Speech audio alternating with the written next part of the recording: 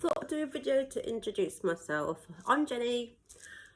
Just so you all know, I have been an anxiety sufferer with panic attacks in the past, and for the last, say, 2 years, I've been absolutely fine. I have been where you have been. I had well, start from the beginning. When I was 16, I had my first anxiety attack. It was something quite small. Uh, a cat scratched my wrist.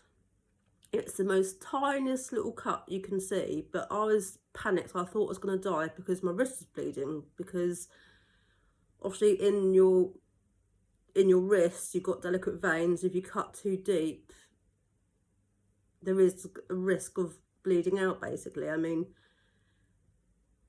it's a tiny scratch in my head. That is what happened. The very evening, my mum told me about panic attacks and how she suffered, and how when her parents died, she went through a major panic attack anxiety herself, and she felt isolated and she couldn't leave the house or anything like that. Right, so fast forward to, I can't remember how many years, probably about 15 years later, I started suffering with anxiety again. It was when my mum died. I think half of me remembered about all what she said about her parents dying and how she had bad anxiety. I think in the mind it must have triggered me when she died, because that's when I really truly had bad panic attacks. When I had bad panic attacks, so leaving the house was a huge issue. I was too scared to leave the house in case I had a panic attack. I overcome that by literally baby steps. I would walk down the road, then walk back. I would then have the confidence to walk a bit further and further and further. So that kind of resolved that issue. I went through crazy steps where little things like I did. I mean, every single time my heart went blah, blah, blah, blah, blah, I would literally check my pulse. I would panic because it was sky high. You probably heard me in another video talking about the heart rate and how it's quite a trigger to check it, and that's probably the worst you can do, because you see it go high and think, oh my god, I'm gonna die. So yeah, every single time my pulse was high, it would make me have a panic attack. I've been there where I've checked in and out of hospitals because I thought I was going to die. It's just a funny thing with panic attacks, isn't it, with anxiety? You just automatically just think you're going to die and you just literally just panic. It's awful. So yeah, I've been where most of you have been.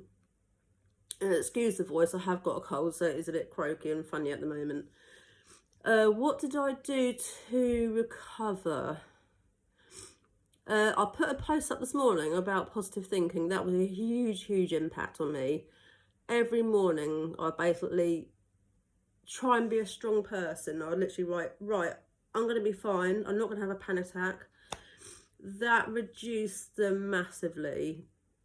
I mean, after I started doing that, they were literally every now and again. They weren't constant. They're probably once every few weeks I might have a major one, but it wasn't that bad. I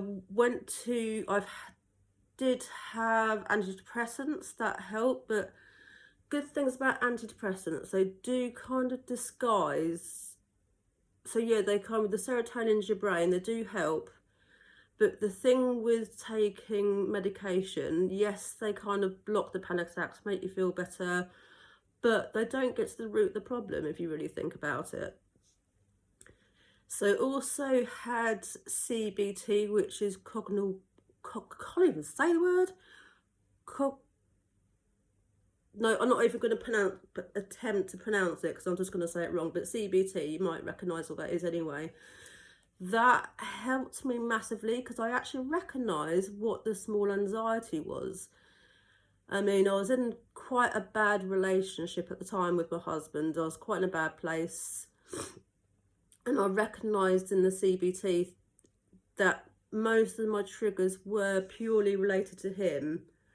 I mean, little example, his work shirts, if there was one, no, not his work shirt, sorry, it was his normal shirts. He always liked a particular two shirts. If they weren't washed and ironed in the wardrobe, he would literally completely flip out, be in a bad mood. So it's little tiny things like that. That was triggering and at the time that was triggering the anxiety in me. So recognising what it was at the time, so recognising what triggered my anxiety helps, because what my therapist said to me was, picture yourself in a bubble around him.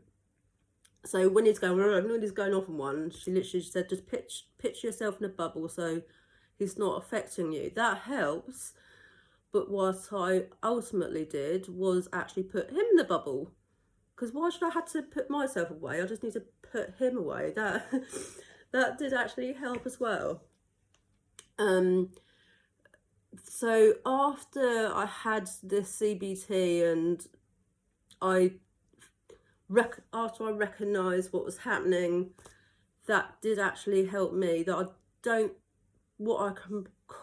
don't think I had bad panic attacks for years and years and years after that. I would get anxious from time to time. If there was triggers in my house triggering me, I would get really anxious. But I say every morning, I say to myself, today's going to be a good day.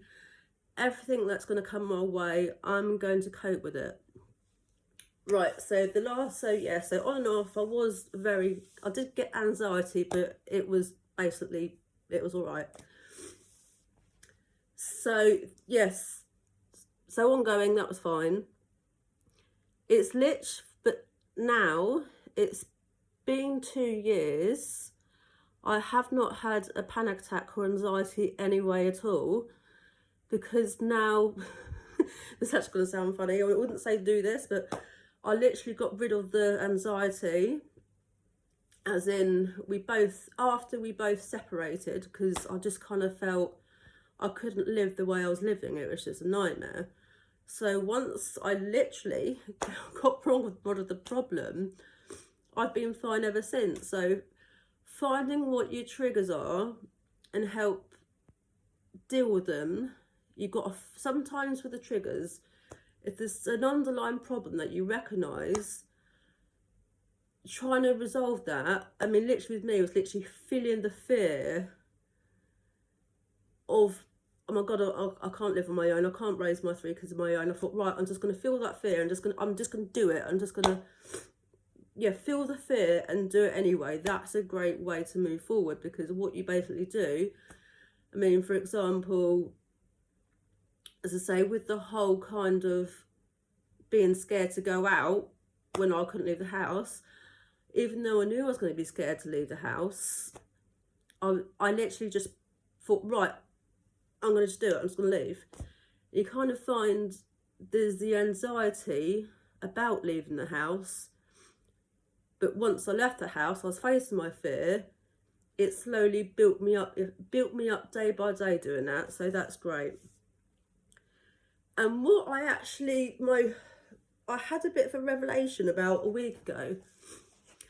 I suddenly realised my whole anxiety is literally the fear of death.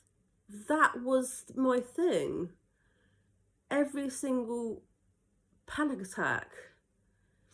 No, I mean, not every single panic attack, because as I say, there's triggers, but the bigger thing that I'm scared of is death. I'm not scared of death anymore, because for my own personal reasons, I'm not scared of death anymore, because I'm quite a spiritual person, so I kind of know what comes. There's no such thing as death, because you don't basically die. I believe, I mean, obviously a lot of people don't believe this, or they haven't thought about it, but my beliefs are, when you die, you're not, yes, your earth body is left behind, but the spirit inside you that makes you who you are lives on in the spirit world, and in the spirit world you can look over your loved ones. That's my belief anyway. I mean, if no one else believes it, it's fine. That's my personal thing. So yeah, realising I had a fear of death, I think that's now me done. I think I've overcome everything. I just thought that might be helpful to you, know my story and how I overcome it. Okay, much love. I've got to go because my throat is killing me and I can't talk much longer. Okay, bye.